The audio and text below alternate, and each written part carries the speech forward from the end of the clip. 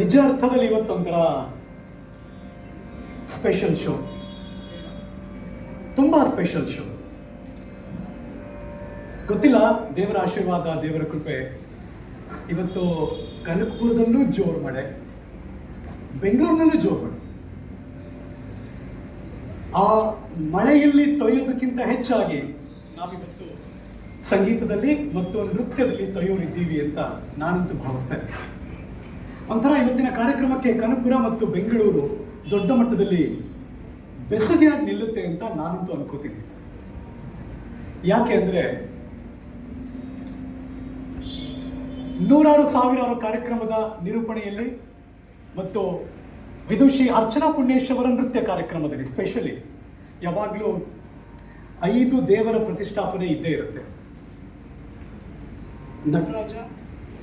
ನಟರಾಜನ ಮಡದಿ, ಸಾಯಿಬಾಬಾ, ಗಣೇಶ, ವೆಂಕಟೇಶ, ಕೃಷ್ಣ, ಅದರ ಜೊತೆಗೆ ತಂದೆ ದೇವರು ಇವತ್ತು ಈ ವೇದಿಕೆಯ ನಿಮ್ಮ ಬಲಭಾಗದಲ್ಲಿದ್ದಾರೆ. ಕುಟುಂಬಕ್ಕೆ ಮತ್ತು ಮಗಳಿಗೆ ಆಶೀರ್ವಾದ ಮಾಡ್ತಿದ್ದಾರೆ. ಸ್ಟೋರಿ ಶುರುವಾಗಿದ್ದು ಇವತ್ತಲ್ಲ, 1970ರ ದಶಕದಲ್ಲಿ. ತುಂಬ ಚಂದದ ಸ್ಟೋರಿ ಅದು. ಟಾಲ್, ಹ್ಯಾಂಡ್ಸಮ್, ಯಂಗ್ ಮತ್ತು ಹ್ಯಾಂಡ್ಸಮ್ ಹಂಕ್ ಆ ಪುಣ್ಯೇಶ್ ಅವರು 1973ನೇ ತಾರೀಕು ಜಯಂತಿ ಅಮ್ಮನ ಕೈ ಹಿಡಿದ್ರು. ಮೂಲತಃ ಗುಬ್ಬಿಯವರು, ಆದರೆ ಇಬ್ಬರಿಗೂ ಒಬ್ರಿಗೊಬ್ರು ಪರಿಚಯ ಇಲ್ಲ ಅಂತೇನಲ್ಲ. ಜಯಂತಿ ಅಮ್ಮ ಪುಣ್ಯೇಶ್ ಅವ್ರು ನೋಡಿದ್ರು, ಪುಣ್ಯೇಶ್ ಅವರು ಜಯಂತಿ ಅಮ್ಮಂಗೆ ನೋಡಿದ್ರು. ಪುಣ್ಯೇಶ್ ಅವ್ರಿಗೆ ಎಂತೆಂಥ ಸುಂದರಿಯರಿದ್ರು, ಜಯಂತಿ ಅಮ್ಮಂಗೆ ನಂಗೆ ಗೊತ್ತಿಲ್ಲ. ಆದರೆ ಫೈನಲಿ ಸ್ವರ್ಗದಲ್ಲಿ ಡಿಸೈಡ್ ಆಗಿರುತ್ತಂತೆ ಮದುವೆ. ಅವ್ರ ಮದುವೆ ಆಯಿತು. ಮೊದಲ ಮಗಳು ಆರತಿ ಅಲ್ಲಿ ಕೂತಿದ್ದಾರೆ. ಮೊದಲನೇ ಮಗಳು ಯಾವಾಗಲೂ ಹೆಣ್ಮಗಳು ಹುಟ್ಟಿದಾಗ ಸುನಂದ ದೇವಿ ಅಮ್ಮ ಎರಡನೇ ಮಗು ಆಗ್ಬೇಕಾದ್ರೆ ಗಂಡು ಬೇಕು ಅಂತ ಆಸೆ ಪಡ್ತಾರೆ. ಕರೆಕ್ಟ್ ಅಲ್ವಾ? ಹೌದಲ್ವಾ?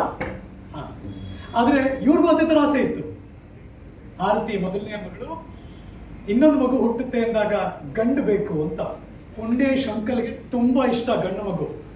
ಆದರೆ ಜಯಂತಿ ಅಮ್ಮಂಗೆ ಹಂಗಲ್ಲ.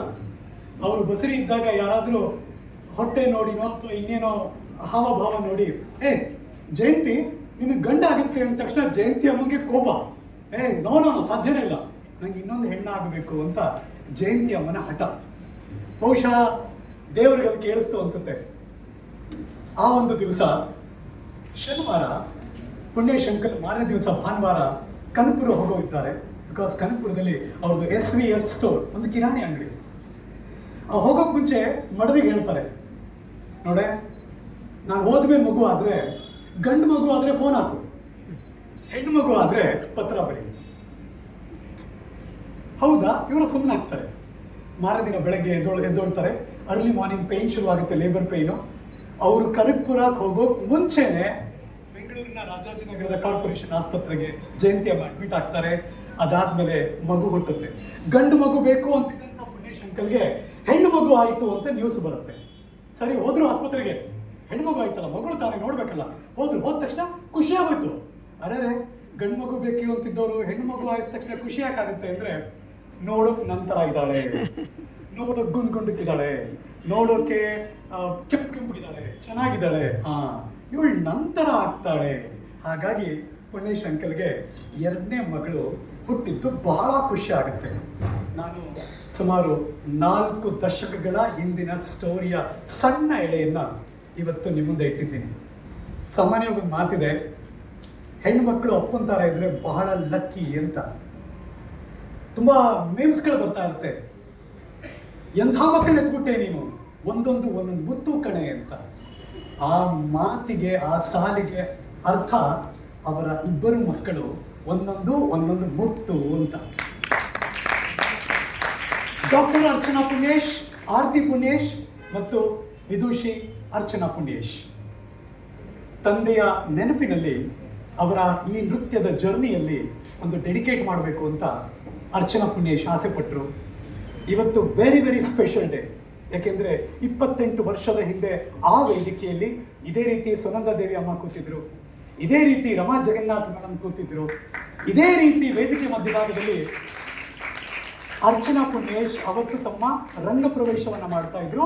1996ನೇ ಇಸ್ವಿ, ಅದೇ ಶುಕ್ರವಾರ, ಇವತ್ತು ಶುಕ್ರವಾರ. ಅವತ್ತು ಆಗಸ್ಟ್ 30, ಇವತ್ತು ಆಗಸ್ಟ್ 30.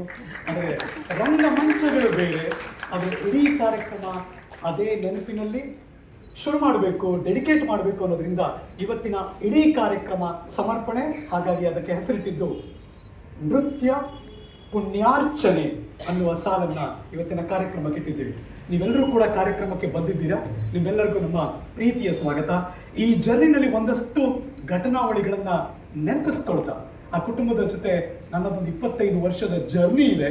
ಅದೆಲ್ಲವನ್ನ ಮೆಲುಕು ಹಾಕ್ತಾ, ನೃತ್ಯವನ್ನು ನೋಡ್ತಾ, ಸಂಗೀತವನ್ನು ಕೇಳ್ತಾ ನೀವೆಲ್ಲರೂ ಕೂಡ ನಮ್ಮ ಜೊತೆ ಇರಬೇಕು. ಇಡೀ ಕಾರ್ಯಕ್ರಮ ಮುಗಿದ ಮೇಲೆ ಊಟ ಮಾಡಿಕೊಂಡು ನಮ್ಮ ಜೊತೆ ನೀವೆಲ್ಲರೂ ಕೂಡ ಮನೆಗೆ ಹೋಗಬೇಕು. ಇದು ಇಡೀ ಪುಣ್ಯೇಶ್ ಅವರ ಕುಟುಂಬ